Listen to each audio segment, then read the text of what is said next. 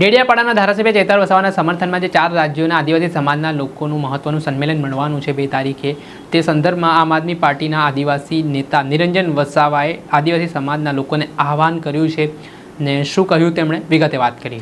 વૈષ્ણવજન તો તેને કહીએ જે પીડ પરાઈ જાનાને રે। દર્શક મિત્રો, નવજીવન ન્યૂઝમાં આપનું સ્વાગત છે। હું છું ફૈઝાન।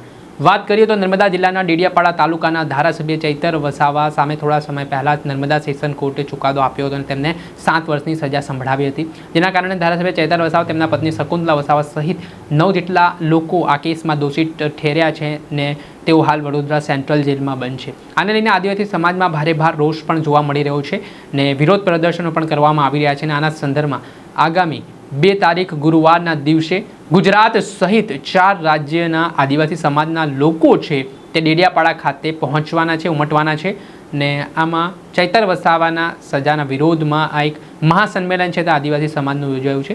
આ બાબતને લઈને આમ આદમી પાર્ટીના નર્મદા જિલ્લા પ્રમુખ આદિવાસી નેતા નિરંજન વસાવાની પણ અપીલ સામે આવી છે, જેમાં તેઓ કહી રહ્યા છે કે આદિવાસી સમાજ માટે લડતા બેબાકતાથી અવાજ ઉઠાવતા ધારાસભ્યને આજે જેલમાં પૂરી દેવામાં આવ્યા છે ને લોકો માટે લડ્યા, વિદ્યાર્થીઓ માટે લડ્યા ને જે તેમણે લોકોને ન્યાય અપાવવાનું કામ કર્યું છે તે બાબતે શું વાત કરી રહ્યા છે નિરંજન વસાવા, તેમને સાંભળો।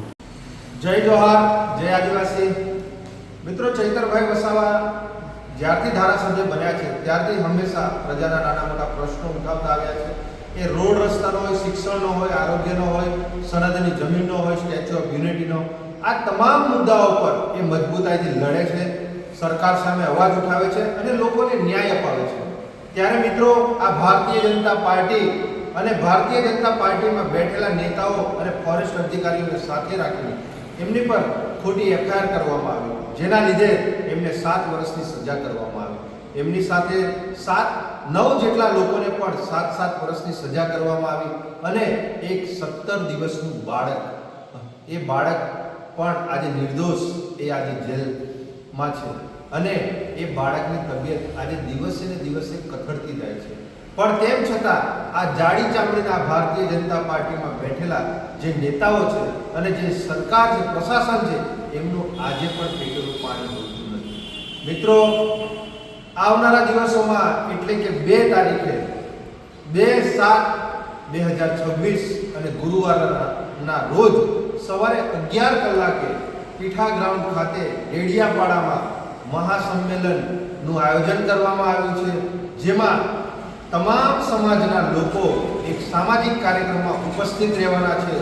ગુજરાત, મહારાષ્ટ્ર, રાજસ્થાન, મધ્યપ્રદેશથી તમામ સામાજિક સંગઠનો, ધારાસભ્યો, સાંસદ સભ્યો એ ત્યાં પધારવાના છે। તો આપ સૌ પણ ભાઈઓ, બહેનો, યુવા સાથી મિત્રો આ કાર્યક્રમમાં તમારું હાજરી તમે ઉપસ્થિત થાવ એવી અમારા તમામ આગેવાન શ્રીઓનું ભાવભર્યું આમંત્રણ છે।